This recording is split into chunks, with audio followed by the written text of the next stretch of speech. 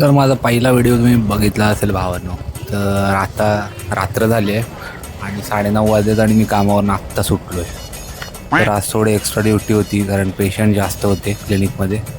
तर लाईफ अशीच झाली आहे, आयुष्य असंच झालं आहे. सकाळी 8ला उठा, 9:30ला परत घरी या आणि घरी येऊन परत झोपा, मग सकाळी परत 8 वाजता सेम दिवस चालू करा. आयुष्यात काय बदल राहिलेलाच नाही आहे. पण काय करतं, आयुष्यात करायलाच लागतं. आपल्या आईबाबांनी पण केलं आणि आपल्याला पण आता तेच पुढं करायचं आहे.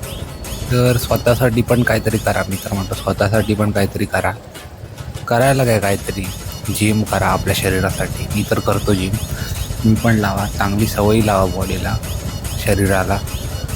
मग सगळं चांगलं होतं भावा. बस जास्त काय मी तुम्हाला ज्ञान देणार नाही या व्हिडिओमध्ये, एवढंच ते. तर बघा 9:30ला आलं आहे आणि बँगलोरचं ट्रॅफिक बाई एवढं परेशान करून टाकतं ना की कंटाळा येतो.